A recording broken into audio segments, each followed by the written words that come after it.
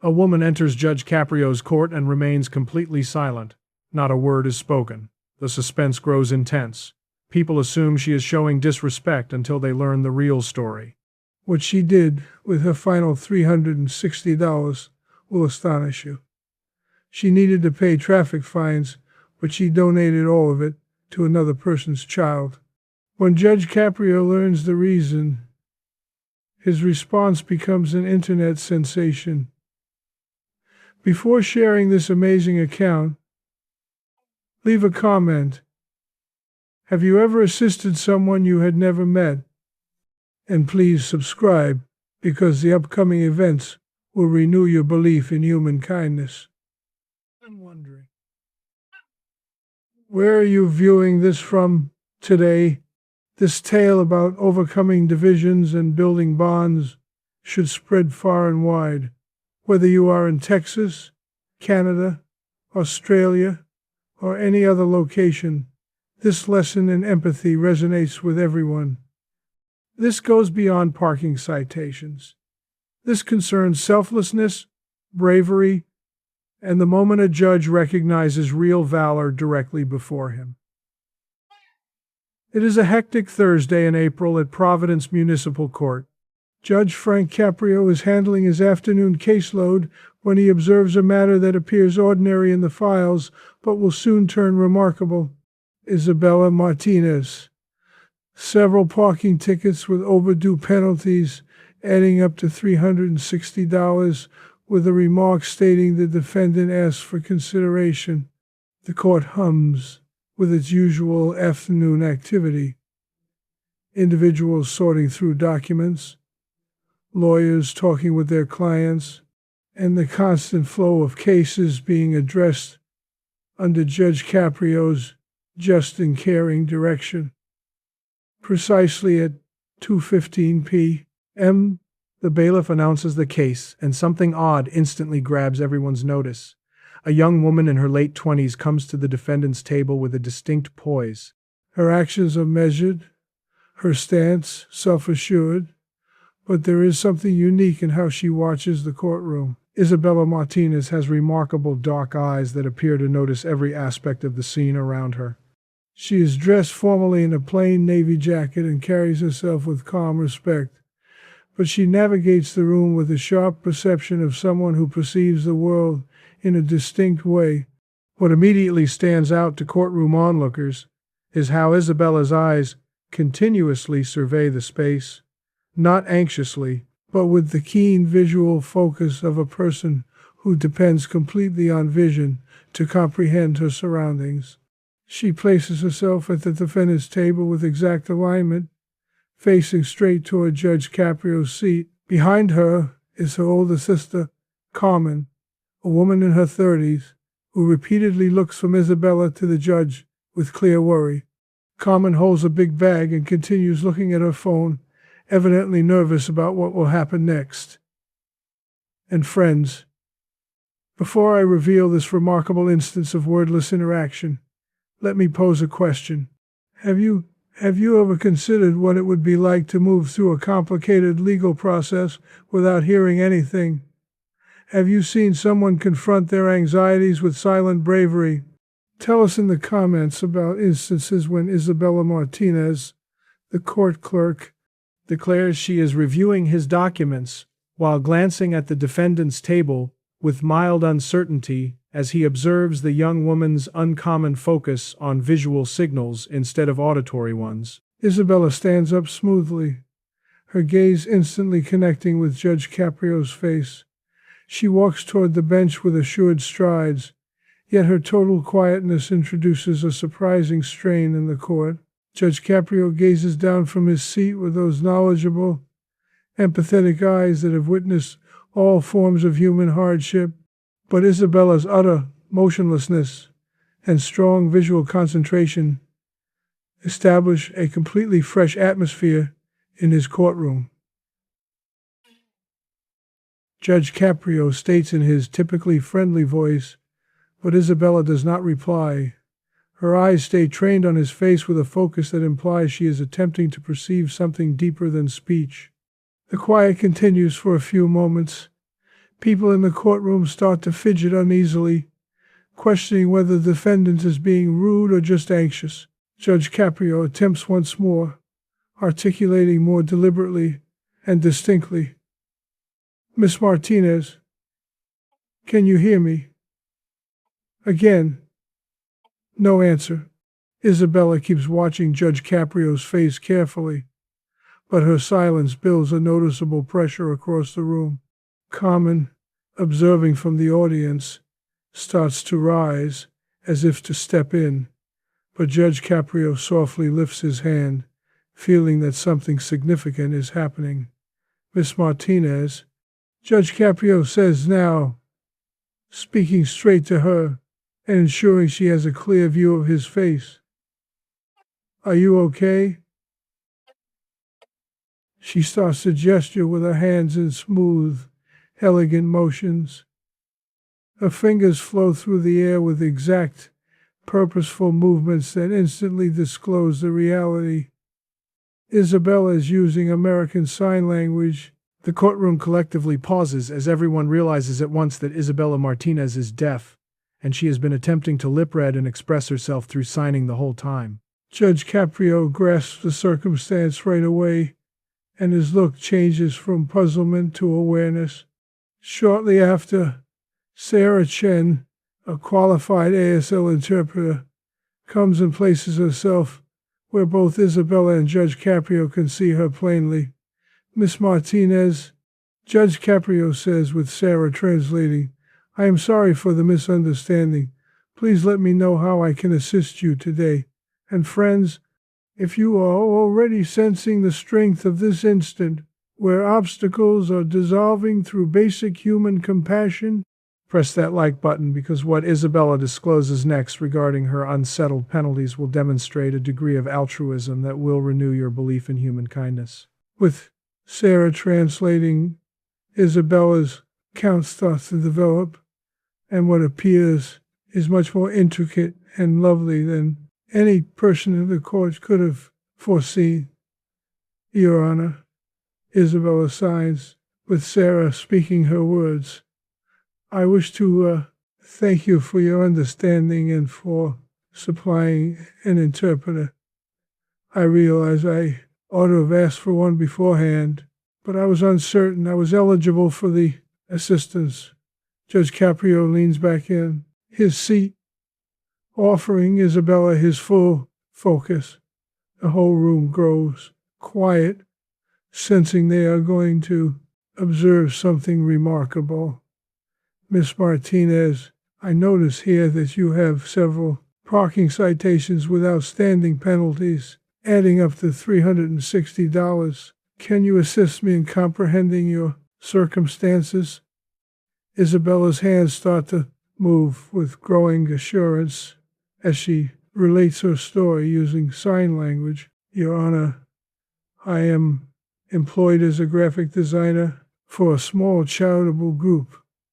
My income is limited, but I adore my job because we produce learning resources for kids with impairments.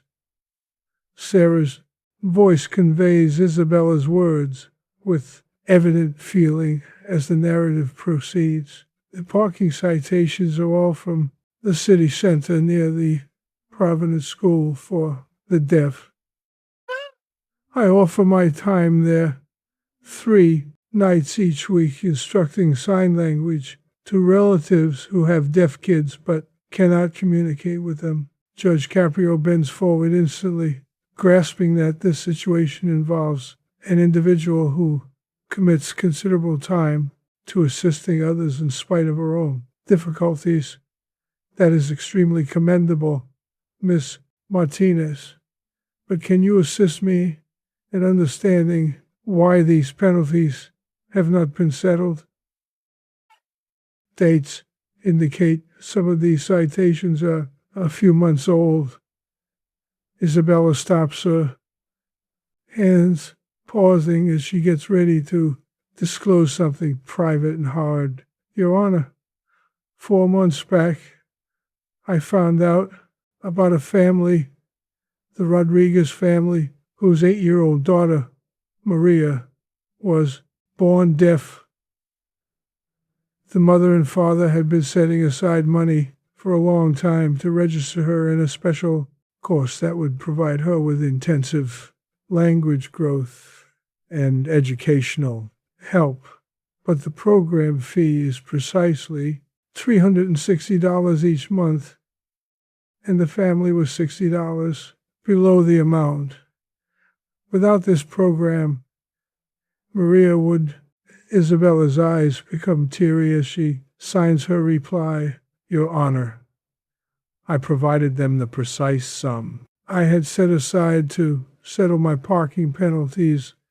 I could not allow Maria to lose this chance because I made errors with parking meters. The court becomes totally respectfully silent as all present take in the significance of Isabella's selfless act. Sarah goes on interpreting. I understand it was incorrect not to pay the penalties, but I continued thinking these are merely parking infractions. But Maria's language progress cannot be delayed. Every month she loses is a month she can never regain. Judge Caprio rises from his chair, clearly touched by what he is learning. Miss Martinez, you donated your penalty money to assist the child you hardly knew in obtaining education. Yes, Your Honor. In the deaf community, I recognize that linguistic growth is everything. A child with hearing acquires language naturally from infancy. A deaf child possesses only a brief period to build language abilities, and if we lose that chance, it is lost permanently. Isabella keeps signing, her dedication clear in her movements. Maria is flourishing in the program now. She is learning to read, to convey complicated ideas, to imagine her future. That meant more to me than evading parking fines. Judge Caprio poses the query everyone is considering. Miss Martinez, if you donated your penalty money, how did you intend to settle these infractions? Isabella's reply shows the extent of her integrity. I was taking on additional freelance work on weekends and nights, attempting to recover the funds. It was progressing slower than anticipated, but I was resolved to settle my debt. She retrieves a folder from her bag and gives papers to Sarah, who hands them to Judge Caprio. These are records displaying the payments I have provided to the Rodriguez family. And this is my repayment schedule, illustrating how I was generating income to cover my fines. I was not attempting to escape accountability. I was simply prioritizing a child's requirements. And everyone, if you are not entirely moved, Judge Caprio takes several moments to examine Isabella's paperwork. And as he reads, his look changes from judicial assessment to profound personal esteem.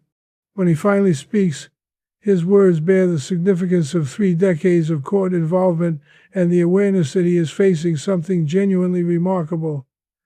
Miss Martinez, he starts, making certain Sarah can translate accurately. In 30 years on this bench, I have never met anyone who gave up their own legal adherence to guarantee a child's academic growth. He stops, gazing straight at Isabella with deep regard. What you did was not merely charitable. It was a deed of comprehension that most individuals would never contemplate. You acknowledge that Maria's language acquisition could not be delayed, but parking penalties could. Judge Caprio goes on. You grasp something that many people fail to, that for a deaf child, early language exposure is not simply schooling. It is the basis for a whole existence of interaction and possibility. Isabella nods, tears flowing down her cheeks as she realizes that Judge Caprio genuinely comprehends the importance of her choice. Tell me about Maria now. How is she progressing in the program? Isabella's hands start to move with enthusiasm and pride as she describes Maria's advancement. Your Honor, Maria is reading at her grade level now. She is forming friendships, joining in class conversations. And last week she informed her parents in flawless sign language that she wishes to become an instructor for deaf children. Sarah's voice conveys Isabella's feeling as she continues. Her parents have acquired sign language as well, and now their entire household can interact together. Maria is no longer secluded in her own home. Judge Caprio nods with profound comprehension. And regarding your involvement with the Providence School for the Deaf, I have managed to assist 12 additional families in learning how to communicate with their deaf children. Some mothers and fathers travel for 2 hours to participate in my sessions, as there is very limited assistance to be found. Judge Caprio rises and moves from behind his bench, coming near Isabella with the documents. Judge Caprio spends several minutes examining Isabella's paperwork, and as he reads, his look changes from judicial thoughtfulness to sincere personal esteem. When he finally addresses her, his speech bears the gravity of 3 decades in the courtroom, and the awareness that he is facing something truly remarkable. Martinez, he starts, making certain Sarah can interpret accurately. In my 30 years serving here, I have never met an individual who set aside their own legal obligations to secure a child's educational growth. He stops, gazing directly at Isabella with deep regard. Your actions were not merely kind. They represented a depth of insight that few would ever contemplate. You realized that Maria's language acquisition could not be delayed, whereas parking penalties could. Judge Caprio goes on. You grasped a concept that eludes many, that for a deaf child, early access to language is not simply about schooling. It is the essential base for a whole lifetime of interaction and possibility. Isabella nods, tears flowing down her cheeks as she realizes Judge Caprio genuinely comprehends the importance of her choice. Tell me about Maria now. How is she managing in the program? Isabella's hands start to move with enthusiasm and pride as she relates Maria's advancements. Your Honor, Maria is now reading at the appropriate grade level. She is forming friendships, joining in classroom conversations, and just last week she expressed to her parents in flawless sign language that she aspires to be a teacher for deaf children. Sarah's voice conveys Isabella's feeling as she proceeds. Her parents have also learned sign language, and now their entire family can talk together. Maria is no longer secluded within her own home. Judge Caprio nods with profound understanding. And what about your work at the Providence School for the Deaf? I have been able to help 12 other families learn to communicate with their deaf children. Some parents drive from 2 hours away to attend my classes because there is so little support available. Judge Caprio stands and comes around his bench, approaching Isabella with what occurs right after Isabella's court appearance turns into a lovely illustration of how a single individual's selflessness can motivate a whole community to act. As Isabella leaves the courtroom, she is met by several individuals who observe her amazing sacrifice and Judge Caprio's reaction. Dr. Amanda Foster, an audiologist who had been in court for another issue, stops Isabella and through Sarah's ongoing interpretation, makes an remarkable proposal.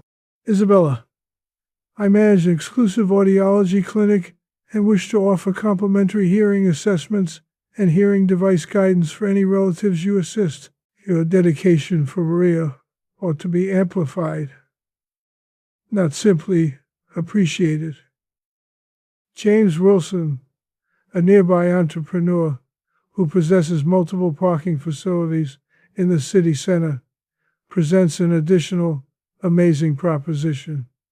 Miss Martinez, I am establishing designated parking spots close to the deaf school, particularly for helpers and relatives. Your parking issues are resolved, and so are those of all others who arrive to assist. Yet the most heartfelt reply originates from an unforeseen origin. Maria Rodriguez herself, together with her mother and father, who were reached by court personnel following Judge Caprio's public acknowledgement, 8-year-old Maria walks up to Isabella and in distinct, assured signing informs her, "Miss Isabella, thanks to you, I can express to my mother and father that I love them. Previously, I could only sense it. Now I can speak it." Isabella crouches to Maria's height, tears flowing down her cheeks as she responds in sign. "Maria, you have provided me with more than I ever provided you." Observing you thrive makes everything meaningful. Maria's mom, Rosa Rodriguez, communicates via Sarah's translation. "Isabella, you preserved our daughter's tomorrow." We were unaware that lacking early language acquisition, Maria could possibly never have been capable of complete communication. You provided her the present of language itself. In a matter of days, Isabella's account circulates across Providence and further. Regional news features her with Sarah translating, and Isabella employs the opportunity to champion for increased assistance. Area companies start providing reduced rates and assistance specially for households coping with hearing loss, establishing a more welcoming community framework. Half a year afterwards, Isabella has broadened her voluntary efforts from 3 nights to a formal part-time role at the deaf school, where she organizes family assistance programs. "Each household I assist," Isabella signs.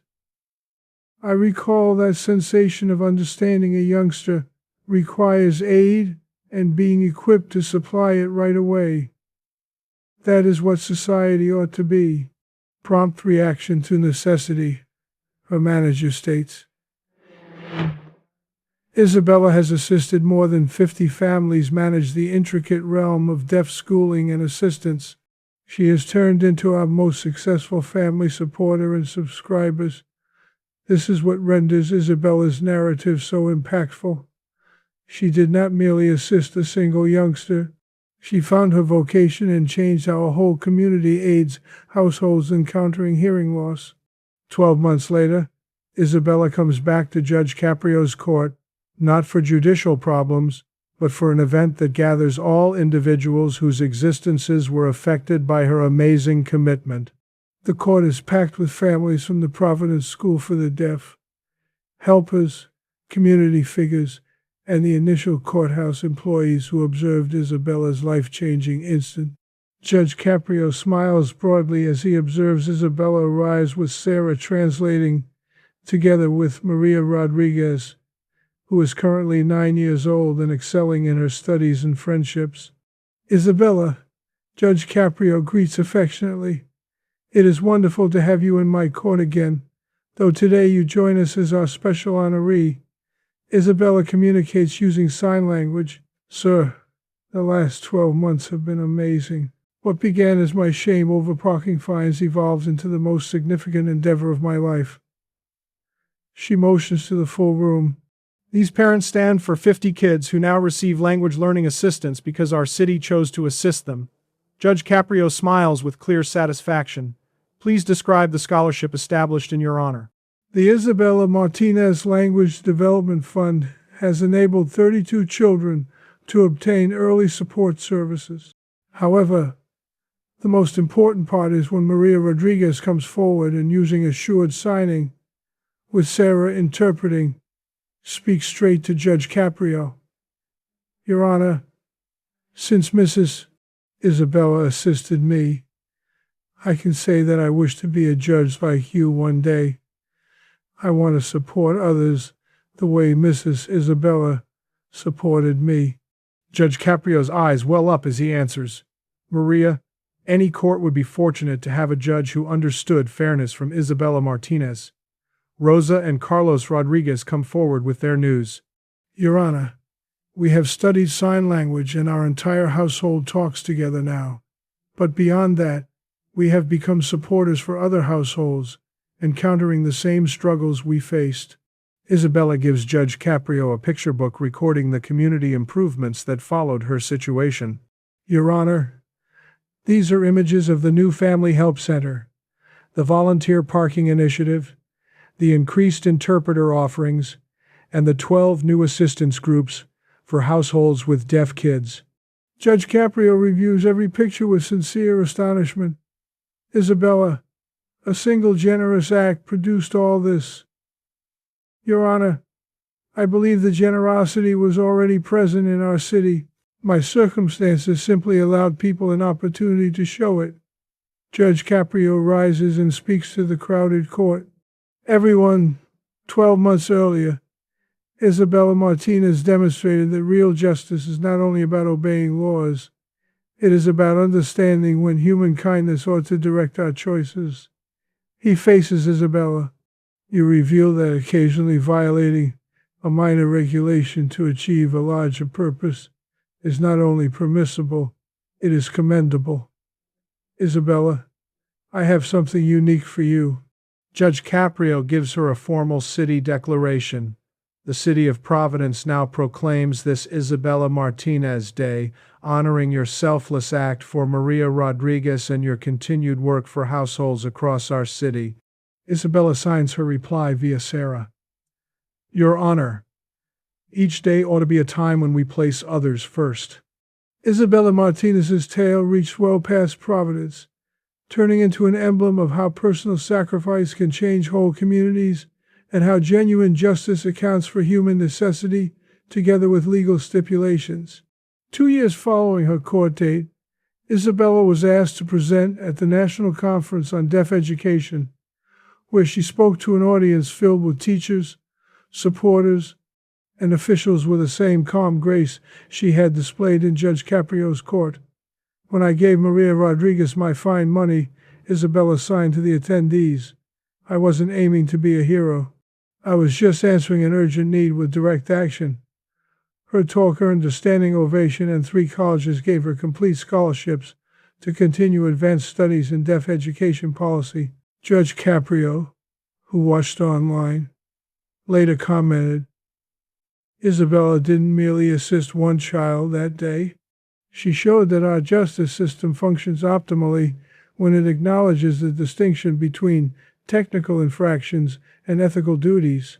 The Isabella Martinez Language Development Fund has now assisted more than 100 children obtain early language services. Each family promises to aid the next family in sequence, establishing an ongoing chain of assistance. The Providence School for the Deaf has turned into an exemplary program, with groups coming from across the nation to understand their community-backed family services approach. Now employed full-time as the family advocacy coordinator for the school, Isabella keeps helping families manage the complicated realm of deaf education and services. Every family I encounter, Isabella signs. I recall being that individual who observed an immediate need and acted right away. That is what advocacy ought to be, removing the space between seeing a need and fulfilling it. The school's leader states, Isabella has transformed how we assist families. Her method isn't solely about offering services. It's about creating communities where deaf children and their families feel appreciated and supported. And friends, Isabella's story shows us that heroism frequently appears as selecting another's pressing need over our own small inconvenience, that real communication occurs through deeds as much as language, and that occasionally the deepest effect stems from calm, steady service. We all are aware of individuals who give up for others without wanting acknowledgement. Write in the comments about a person who has motivated you with their selfless service or quiet giving. Isabella Martinez demonstrated that being a good citizen isn't only about obeying laws, it's about knowing when human kindness should direct our decisions. Judge Caprio's reaction to Isabella showed that justice isn't merely about penalty. It's about acknowledging and honoring the deeds that strengthen our communities. Like this video, if you trust in the strength of prioritizing children's needs, community over ease, and quiet service over noisy acclaim, subscribe for additional stories that honor the giving spirits within our neighborhoods, the helpers, supporters, and local residents who demonstrate true power through their dedication. And recall Isabella's marvel. Occasionally the most impactful connection occurs through our deeds, not our speech. Thanks for viewing, and thanks for trusting in the gentle champions who create a more caring world.